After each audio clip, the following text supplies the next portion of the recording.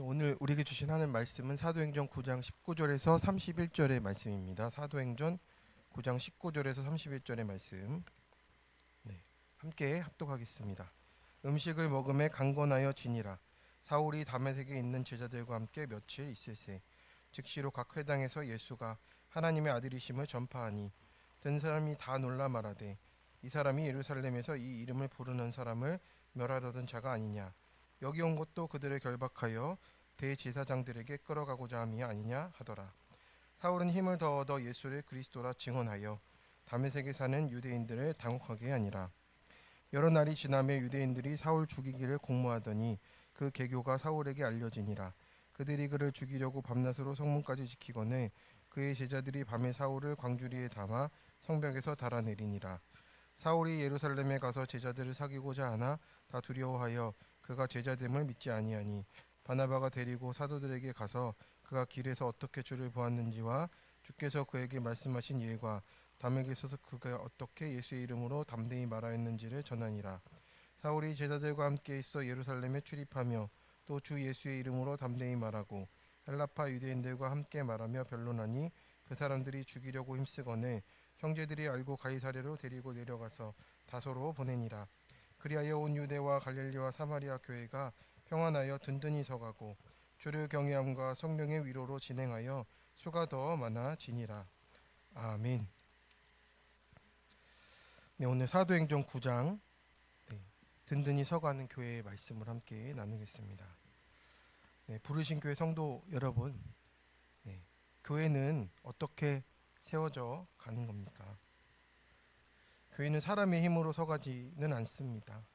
교회를 세우고 든든히 하시는 분이 성령 하나님이십니다.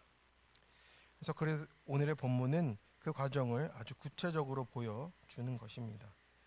교회를 박해하던 사울이 예수님을 만나 변화됐을 때 사람들은 충격을 받았습니다. 어제까지 교회를 최고로 박해하던 자가 오늘은 믿는 자라고 하니 누가 믿겠습니까? 사건은 사건임 되는 것입니다.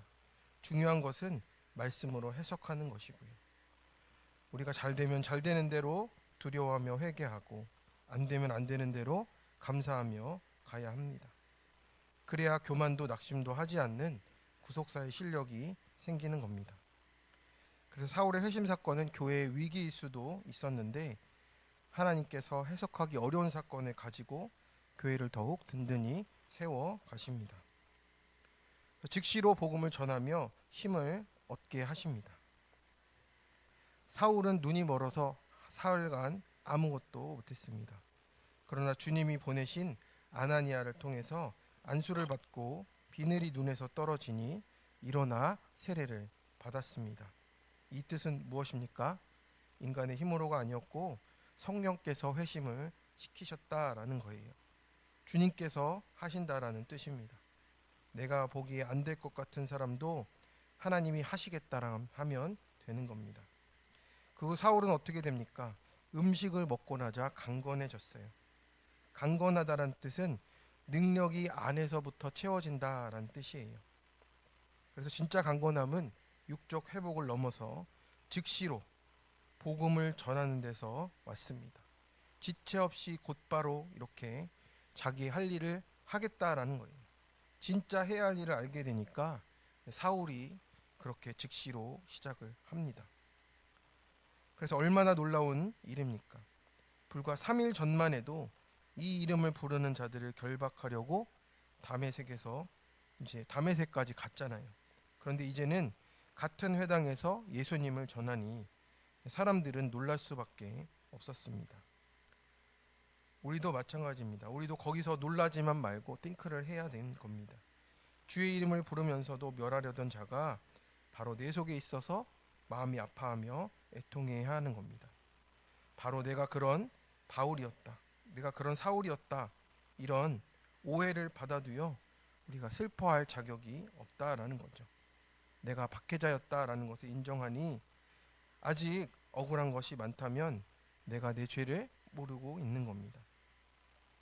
이게 전도 훈련이에요. 내가 내 죄를 보고요, 내가 억울하다는 것을 볼 때 내가 박해자임을 인정하며 전도하러 가는 겁니다. 성도 여러분, 복음이 우리의 이 본질을 이렇게 바꾸며 가라고 하시는 겁니다. 우리가 되었다 함은 없고요. 그냥 내가 그 내 죄를 보며 가는 거죠. 그래서 큐티하면 살아나게 돼 있습니다. 말씀을 먹으면 즉시로 이렇게 강건해지는 겁니다. 사울이 음식을 먹고 강건해진 것처럼 우리가 말씀을 먹을 때 영혼이 강건해집니다. 그래서 매일 큐티가 중요해요. 큐티를 통해 그때그때 내가 박해자임을 보고 즉시로 예수를 증언하는 자가 되라고 하십니다. 성도 여러분, 큐티로 매일 말씀을 먹으시고 말씀을 전하는 자가 되라고 하십니다. 전할수록 힘을 더 얻습니다. 22절에 보니까 사울은 힘을 더 얻어 예수를 그리스도라 증언하니 다메섹에 사는 유대인들을 당혹하게 하니라. 그래서 힘을 더 얻어서요, 예수를 즉시로 증언했던 것처럼 오늘도 우리 큐티를 가지고 즉시로 순종하며 증언할수록 힘을 얻으시기를 바랍니다. 적용 질문이에요. 나는 매일 큐티의 말씀을 먹고 있습니까? 오늘 주신 큐티 말씀에 즉시로 순종해 본 적이 있습니까? 미루거나 놓치는 이유는 무엇입니까? 말씀을 전하며 더 힘을 얻고 있습니까? 세상에 눌려 있습니까? 두 번째입니다. 핍박 중에 공동체의 보호가 있습니다. 그러나 복음을 전하자마자 사울에게 찾아온 것은 축복이 아니라 핍박입니다. 사명은 이렇게 이루어져 있다라고 합니다. 복음을 전하는 사명이 있고 고난을 당하는 사명이 있다라는 거예요. 양면의 동전이에요. 하나님의 말씀을 전하면 그 모든 일이 두 가지가 함께 일어나요. 그래서 노 크로스, 노 크라운이라고 하잖아요. 영광을 위해 고난을 당할 것이 마땅하다는 뜻입니다. 성령의 회심자는 이제 다른 사람을 먼저 생각하고 그 고난을 생각하며 가는 겁니다. 사울은 스데반을 생각하면 자기의 죄가 얼마나 큰지 자각을 하게 되는 겁니다. 그러니 어디서나 그냥 입을 다무는 거예요. 비단 사울뿐만이 아닙니다. 우리도 우리 죄를 보며 입을 다물며 전도하게 되는 겁니다. 스데반이 돌에 맞아 죽은 것이 하나님이 사울을 붙잡는 하나님의 장치로 또 도구로 쓰셨어요. 죄가 많은 곳에 은혜가 더 많다 하잖아요. 그래서 아무리 정오의 빛을 만나도 그때부터 훈련이 필요한 겁니다. 사울에게도 그 훈련이 시작됐어요. 우리도 이 훈련 가운데로 나아가는 곳이 있습니다. 하나님께로 도와가면 세상이 등지고 반드시 미워하는 사람이 생기게 됩니다. 세상에서 미워하는 사람이 없다면요, 우리가 그 회심이 가짜일 수 있다고 그렇게 말씀하십니다. 양쪽에서 다 인정을 받으려고 하는 것이 우리가 회심이 확실하지 않은 부분일 수 있어요. 여러 날이 지남에 유대인들이 사울 죽이기를 공모하더니라고 합니다. 사울이 변했다는 소식에 이제는 유대인들이 힘을 합쳐서 밤낮으로 성문까지 지키면서 그를 죽이려 한 겁니다. 성도 여러분, 우리가 복음을 전하면 반드시 이런 핍박이 찾아옵니다. 그래서 가정에서, 직장에서 사람들에게 미움을 받게 돼 있어요. 그러나 사울에게 사명이 있기 때문에 하나님은 공동체를 통해서 우리를 보호하게 하십니다. 그래서 그의 제자들이 밤에 사울을 광주리에 담아서 성벽에서 달아내리니까 이제 사울이 이제 그것을 통해서 도주할 수 있었던 거죠. 여기서 광주리가 어떤 것이냐면 이제 그 시절에서 성벽에서 이제 쓰레기를 담아내리는 광주리예요. 그래서 교회를 무너뜨리려 했던 사울이 이제는 공동체의 도움을 받아서 쓰레기 담는 도구에 담겨가지고 살아가게 된 거예요. 자존심으로는 거기에 탈 수 없잖아요. 근데 자존심으로 구원되는 게 아니기 때문에 자존심을 내려놓고 그 광주리에 그냥 매달리는 겁니다. 그래서 사명자는 사명을 다하기까지 절대로 죽지 않고, 또 순교가 사명인 분도 있지만 사도 바울의 사명은 다른 것이었잖아요. 하나님의 그 모든 마음을 담아서 또 그 복음이 무엇인지를 기록하는 사명까지, 또 결국에는 또 순교의 사명까지 하나님이 감당하라고 하셨습니다. 그래서 하나님의 보호는요, 이렇게 공동체를 통해서 나타납니다. 혼자 힘으로 해결하면 죽고요, 공동체 안에서 말씀으로 해석하면 살아나는 겁니다. 그래서 사울이 만약 혼자였다면 죽임을 당했을 것입니다. 성도 여러분, 교회는 바로 이런 광주리가 되는 겁니다. 세상 앞에 초라해 보이고 우리의 죄악들이 담겨 있는 모습이지만 공동체 안에 있을 때 우리가 다시 살고 그 복음을 전할 때 힘을 얻는 공동체가 되는 겁니다. 그래서 지금 핍박을 받아도 함께 광주리가 되어주는 공동체를 통해서 살아가라 하십니다. 적용 질문입니다. 나는 어려움과 핍박 속에서 혼자 해결하려 합니까? 공동체의 도움과 보호를 받습니까? 지금 복음을 위해서 광주리에 담아 보호할 지체는 누구입니까? 셋째로 형제의 증언으로 교회가 든든히 서갑니다. 사울이 예루살렘에 갔을 때 제자들은 그를 두려워했어요. 그가 제자됨을 믿지 아니하니 아직도 사울은 사람들에게 두려움의 대상이 됐습니다. 그럴 때 바나바가 나서는 거예요. 바나바가 데리고 사도들에게 가서 그가 길에서 어떻게 주를 보았는지 주께서 그에게 말씀하신 일과 담에게서 어떻게 예수의 이름으로 담대히 말하였는지를 전하니라. 여기서 전하다는 낱낱이 풀어 설명하다, 자세히 증언하다라는 뜻입니다. 바나바의 증언이 없었다면 교회는 사울을 받아들이지 못했어요. 이 증언 덕분에 교회가 사울을 받아들이게 된 겁니다. 그 결과 사울은 제자들과 함께 예루살렘을 출입하면서 주의 이름으로 담대히 말하고 변론했습니다. 결국 교회가 그를 보호하고 형제들의 도움 속에서 사울이 교회와 함께 출입하며 나아갈 수가 있었습니다. 성도 여러분, 사울을 우리가 갑자기 받아들일 수가 있었겠습니까? 그게 아니고 사울의 구원 때문에 바나바의 증언이 있었던 겁니다. 바나바가 하나님이 사울에게 하신 일을 증언해 주니까 그때 받아들일 수 있었더라는 겁니다. 그래서 우리가 그 사울에게 행한 하나님이 보이니까 이 교회가 받아주게 된 겁니다.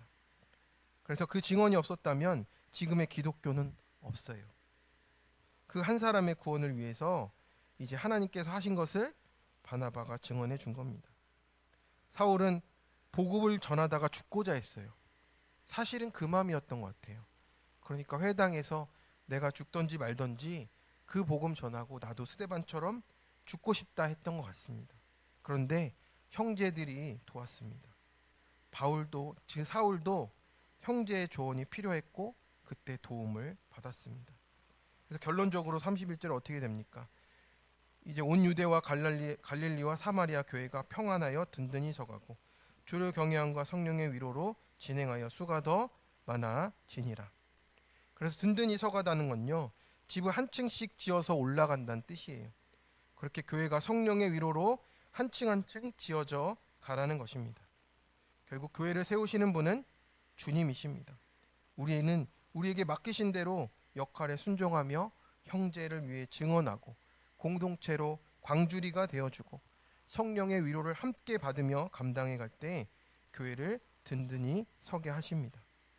그래서 간증은요, 내가 잘했다라는 간증이 아니고 죽을 수밖에 없는 죄인을 살리신 하나님을 드러내면 나도 살고 다른 사람도 살리는 교회가 됩니다.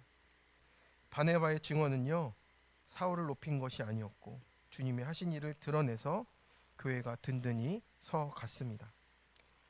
청년의 간증이에요. 초등학생 때 키가 작다고 따돌림을 받았다 합니다. 중학생이 되자 무리를 지어서 다른 친구를 따돌리기 시작했대요.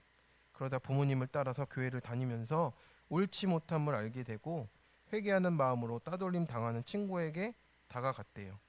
곧 다른 친구들이 그때부터 자기를 멀리했답니다. 그래서 다른 친구들에게 이제 퉁명스럽게 대답하니까 그때부터 자신까지 이제 무시하게 되었다고. 그래서 하나님 앞에서 내가 회개하고 적용한 건데 왜 다들 내게 등을 돌리나 하면서 하나님을 원망했대요.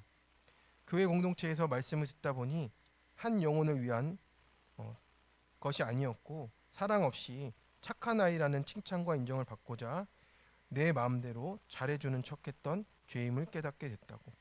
나는 불쌍한 피해자였고 자기 엄면에 빠져서 하나님을 원망한 모습이 드러나서 회개하게 되었다라고 합니다. 그래서 바나바처럼 증언해주기보다 친구를 제 인정 욕구를 채우기 위한 수단으로 삼았고 내 뜻대로 되지 않는다며 교회를 떠나려 한 죄인이 저였음을 발견했다고 합니다. 그래서 재회개를 받으신 주님이 교회 청소년부 교사로 예수님을 전하는 택함 받은 그릇으로 삼아 주시고 매일 말씀과 공동체와 함께 출입하며 제 안에 더러운 것들이 벗겨지고 성령으로 충만하게 되길 기도한다고. 그래서 주일학교 아이들에게 내가 따돌림도 당해봤고 따돌림도 시켰다는 죄인임을 고백하겠다라고 이렇게 적용합니다. 그렇습니다.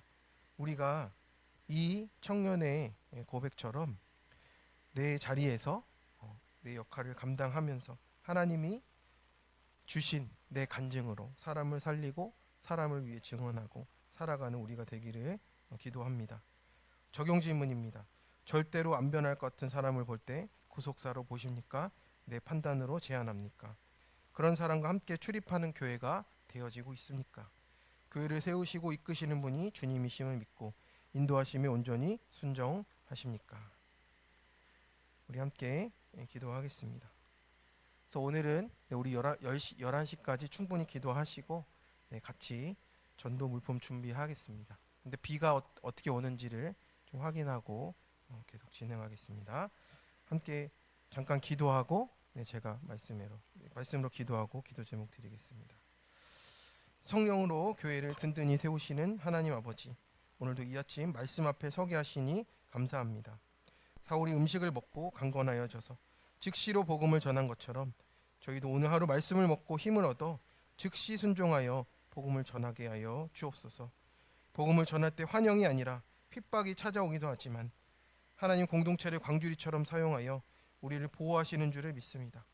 오늘도 교회 안에서 서로 붙들고 기도로 지키며 공동체의 품 안에서 살게 하옵소서. 바나바의 증언으로 사울이 받아들여진 것처럼 우리의 간증이 나를 드러내는 것이 아니라 예수님이 하신 일을 드러내는 증언이 되게 하여 주옵소서. 우리 부르신 교회가 주를 경외함과 성령의 위로로 든든히 서가게 하시고 오늘도 나 자신을 보며 주님을 자랑하고 내 힘이 아니라 공동체의 도움을 붙들며 성령의 위로로 하루를 살게 하여 주옵소서. 우리 주 예수 그리스도의 이름으로 기도드립니다. 아멘. 우리 함께